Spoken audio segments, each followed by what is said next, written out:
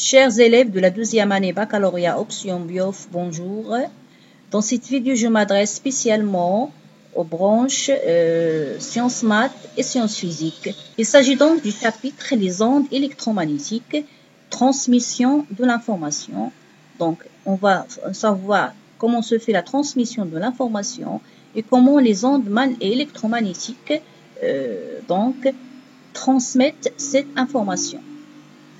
Donc, 1. Transmission d'information. Donc, l'information, il peut être, par exemple,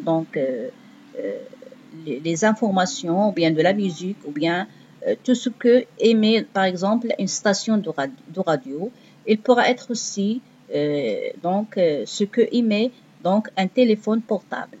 Donc, il s'agit donc ici d'une onde sonore, c'est-à-dire d'un signal qui est sonore. Donc, ce signal sonore va donc passer par, il va passer par un microphone. Le microphone donc va le transformer en un signal qui est électrique. Le signal électrique donc va passer par un émetteur. L'émetteur, ce sont les antennes que l'on trouve dans les terrasses des stations radio.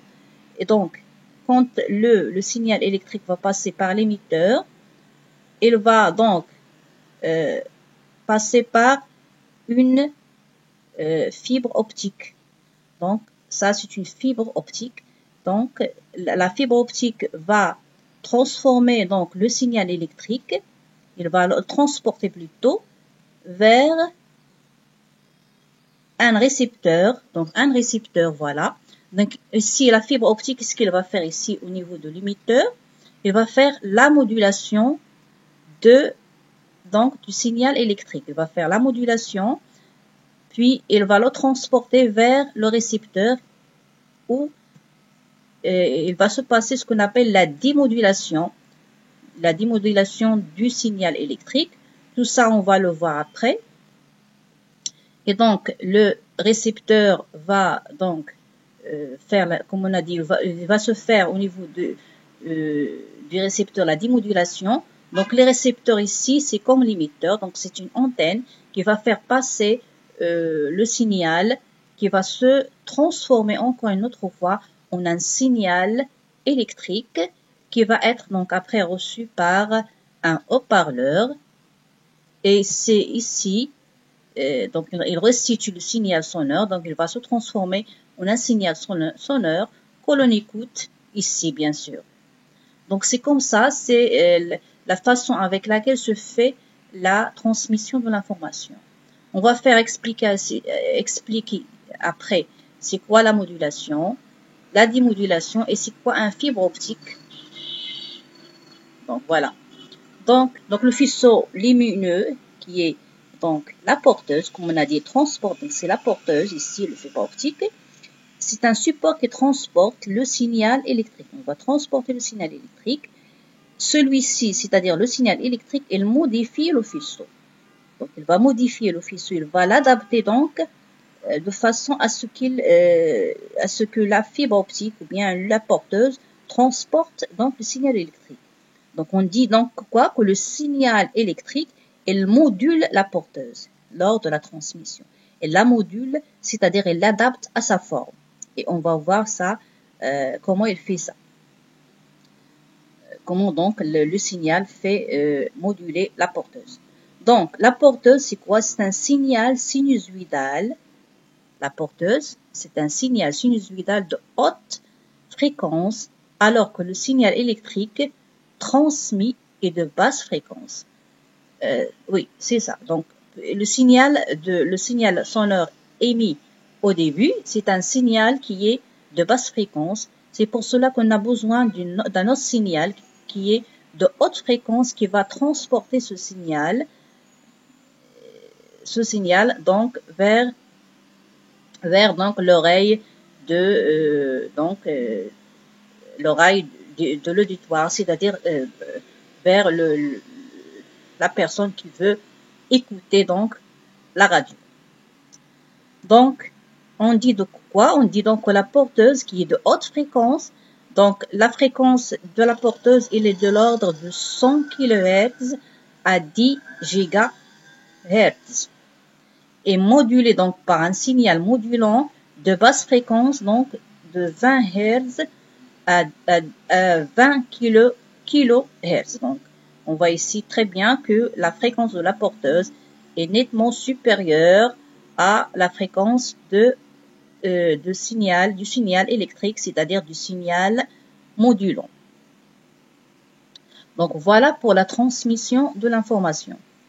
Maintenant, on va voir en résumé comment ça se fait, donc la transmission, cette transmission d'information. Donc on a la porteuse, voilà la porteuse donc, et on a le signal à transmettre, c'est-à-dire le signal électrique des débuts. Donc il va passer les deux signaux, qu'est-ce qu'ils vont faire? On voit donc ici, on a ici donc la modulation, c'est-à-dire que le signal modifie la porteuse. Donc après, tout ça, c'est ce qu'on appelle donc l'émission. Et on va voir après ça. Donc le transport de l'information ici.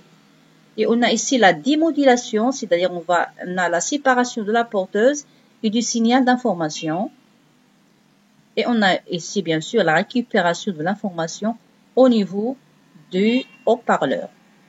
Donc tout ça au niveau de la porteuse et du signal à transmettre ici, on a ce qu'on appelle donc l'émission. Donc on a ici l'émission de l'information et ici on a la réception de l'information. Donc c'est en résumé donc comment se fait la transmission de l'information.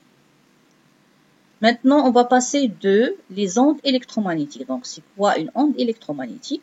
On a déjà parlé de ça quand on a traité le chapitre des ondes lumineuses et on a dit que la lumière c'est une onde qui est électromagnétique. Donc elle est constituée d'un champ électrique et d'un champ magnétique. C'est pourquoi on l'appelle une onde électromagnétique. Ici, la fibre optique, bien sûr, c'est une onde lumineuse, donc c'est une onde électromagnétique. Donc on va voir comment l'onde électromagnétique fait l'émission et la réception de l'information. Donc, une information, donc, elle peut être émise par une onde électromagnétique. Donc, l'onde électromagnétique qu'on a, donc, c'est la fibre optique. Donc, on a une antenne émettrice. Voilà donc le schéma qui nous montre comment se fait cette émission-réception. Comme je l'ai dit tout à l'heure, on a donc une antenne qui est émettrice. Il va envoyer de l'énergie. Voilà de l'énergie que l'on voit. Donc, il envoie une énergie et pas une matière, c'est-à-dire une onde. Donc, il envoie de l'énergie et on a ici une antenne réceptrice qui reçoit une partie de cette énergie au niveau donc de l'antenne réceptrice.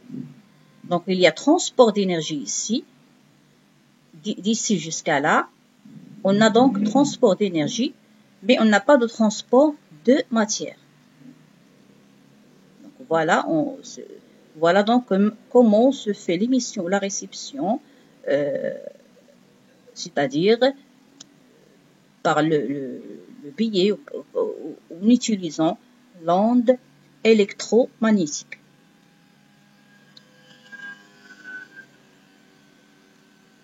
Donc la forme et le signal, plutôt la forme et la fréquence du signal émis et du signal reçu, ils sont identiques. Donc le signal qu'on émet ici et le signal qu'on reçoit ici, ils ont la même forme, c'est-à-dire on a donc la transmission de l'information comme elle est. Donc le rôle de la fibre optique de tout à l'heure, c'est-à-dire de l'onde électromagnétique, c'est de transporter cette information et donc garder sa forme et sa fréquence. Donc l'onde électromagnétique reçue par l'antenne engendre, c'est-à-dire il cause un signal électrique de même fréquence. C'est ce qu'on avait tout à l'heure, donc le même signal émis et reçu ici par l'antenne réceptrice. Donc voilà donc comment une onde électromagnétique fait l'émission et la réception du signal électrique. C'est quoi donc les caractéristiques de l'onde électromagnétique? Voilà, déjà on voit ici une caractéristique qui est la longueur d'onde. Donc, les ondes électromagnétiques se propagent dans toutes les directions, comme on a vu pour l'onde lumineuse, et dans un milieu homogène et isolant, y compris le vide. Donc, se propage dans toutes les matières, et qui doit être homogène et isolant, donc, y compris le vide. Donc, leur vitesse de propagation dans le vide, ce qu'on appelle donc célérité, il vaut donc C égale à 3,010 à la puissance 8 mètres secondes moins 1. Elles sont caractérisées par leur fréquence F. Ça, on l'a déjà vu. Donc, la fréquence F, la longueur d'onde lambda en mètres, T la période en secondes et F la fréquence en hertz. Et on a donc cette relation qui lie donc la longueur d'onde à la fréquence et à la période. Donc, on a lambda égale à C fois T égale à C sur F.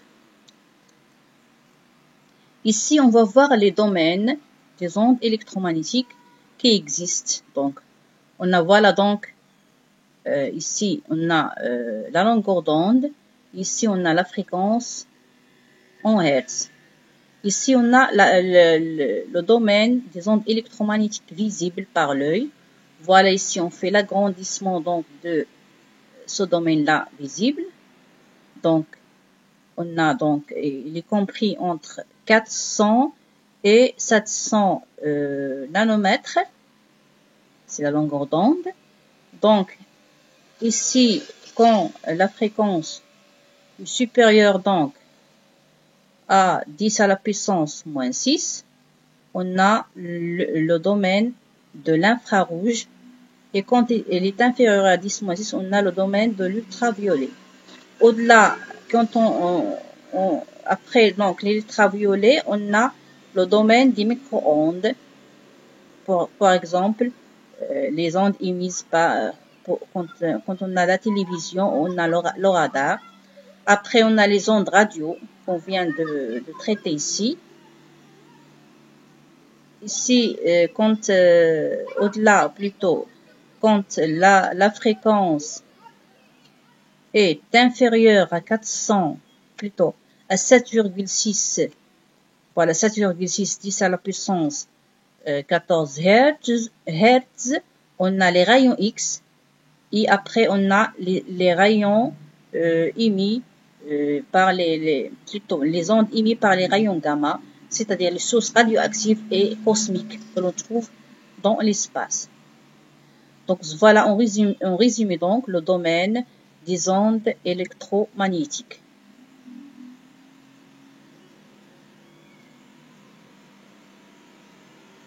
Donc maintenant, on va donc parler de la modulation des fonctions sinusoïdales.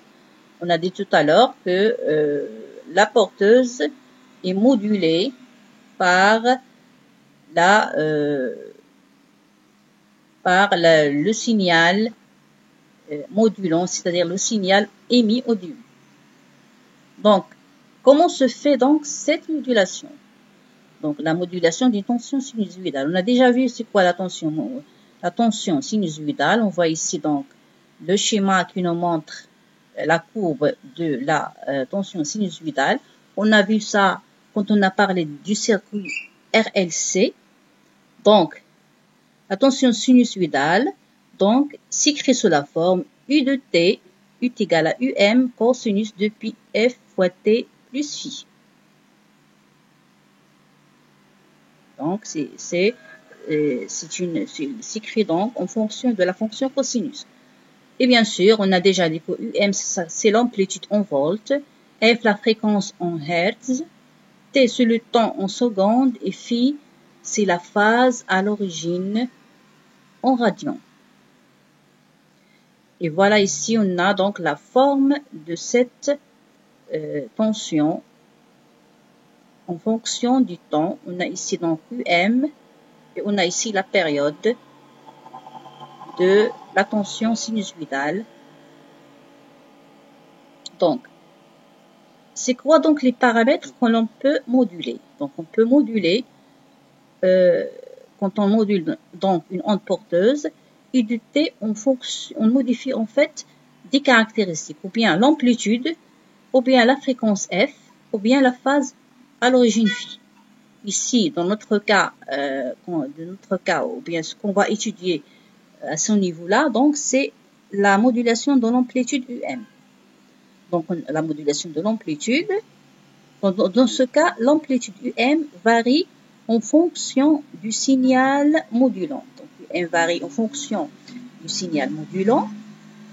Donc on a U de T va s'écrire sous la forme UM de T fois cosinus de pi ft plus phi.